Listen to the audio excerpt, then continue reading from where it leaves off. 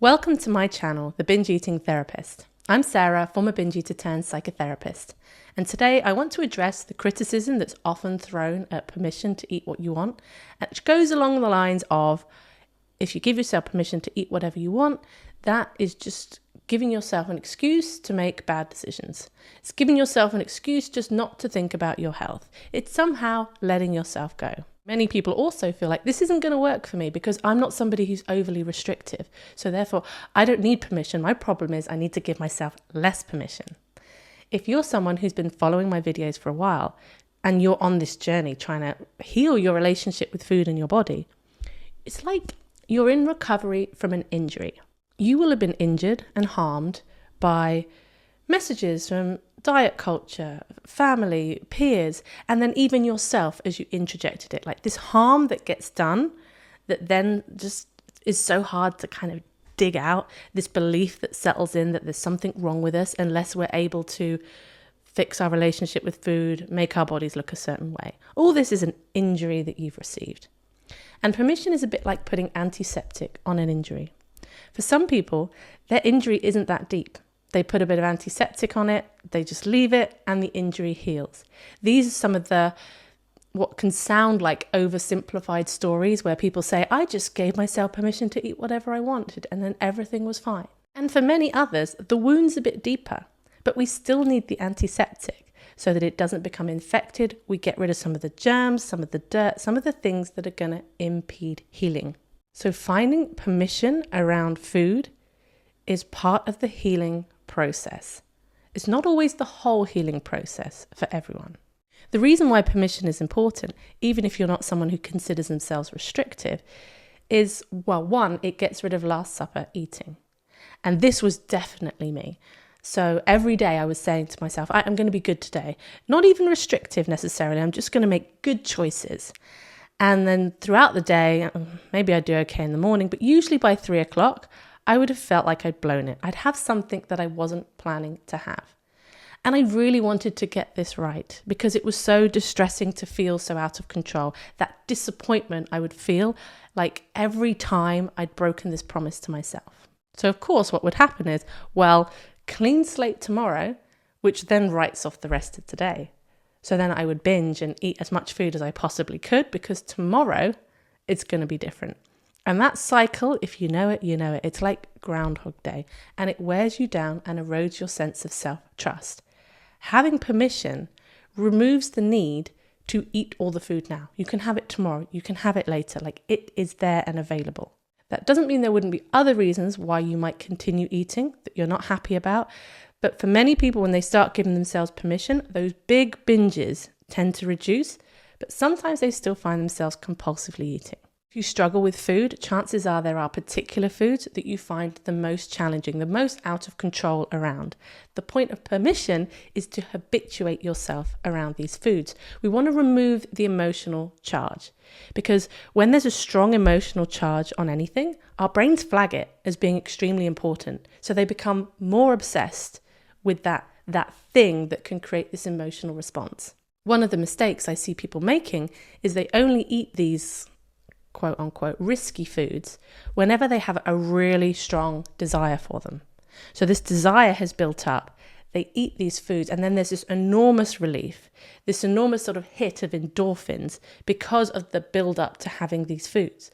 Whereas if you have these foods kind of when you don't fancy them that much, you will experience a very different kind of emotional response to these foods. But if you're someone who's trying to eat less, your mind will go, well, no. If I could take or leave the food, I need to leave the food because there's going to be another time where I'm not going to be able to take or leave the food. This is the challenge, is eating them even when you're not that fussed. Because it's not so much about the food, but our relationship and our psychological response and our bioneurological response and our emotional response. We're trying to shift all of these. So permission to eat what you want sounds like a behavioral thing. It sounds like the behavior is to just eat what you want. But actually what it is it's a mindset shift. You are changing your state of mind around food so that you can make decisions from a different state of mind. Now, I believe that people are much wiser than they believe and then they sometimes behave. So I also see this as finding that wise voice inside you. I think we all have inner wisdom within us, but I think we get blocked from it, from all the noise, from all the messages, from fear, from shame, from guilt. All these bigger reactions makes it really hard to hear that wise voice. So the wise voice might be, it's 9:30 at night and I really fancy some chocolate, but I really want to go to bed because I'm tired. In that situation, if I'm just calm and able to listen to what feels like the wise thing to do, chances are on most occasions, and again, I'm not making it a rule, there could be times when this is the exception. On most occasions, it's probably going to be a case of go to bed. Because if I eat chocolate or sugar at 9:30, 10 o'clock at night, it does affect my sleep. But this is not a rule. I'm not saying to myself, I can't do it. I can do it. And because I can do it, there's a freedom and a release in that. And then I can go like, okay, what's the wise choice for me right now? And this is going to look different from person to person. If you're someone perhaps, and again, don't turn this into a rule for goodness sake, but if you're someone perhaps who's had a very restrictive relationship with food, even just psychologically, emotionally, or there's a strong rebel, whatever it might be, for you, self-care could look like having some chocolate every day, or having, I don't know why I keep saying chocolate, there's so many foods, I know, having a particular food every single day, so that you know that you've got that every day. That could be, if you really were able to get in touch with your wise voice, a way of self-care. But for somebody else who perhaps had a different kind of relationship with certain foods, or where there's been a lot of emotional eating, it could be, and again, I say this carefully because I know what people are like, it could be that your wise voice says, actually, I need to be able to know that I can have days when I don't have these foods at times. Unconditional permission to eat is about becoming more internally regulated. And the reason why people don't think it will work is because they don't trust themselves. And of course they don't trust themselves, because look at the struggles they've had. You don't have evidence for being able to trust yourself, which is why it takes time to heal these injuries. For many people, this doesn't just happen overnight, and it can often be presented as if it does. So you try it for a couple of weeks and you go, this doesn't work, I'm eating too much, and you put it in the bin. But if you're somebody who feels like giving yourself unconditional permission to eat isn't working, this is the question I want you to consider. As I mentioned before, this is about shifting your mindset. So are you just treating this as a behavioral change or a mindset change? Has your mindset actually changed around food through practicing this? Or is it just your behavior?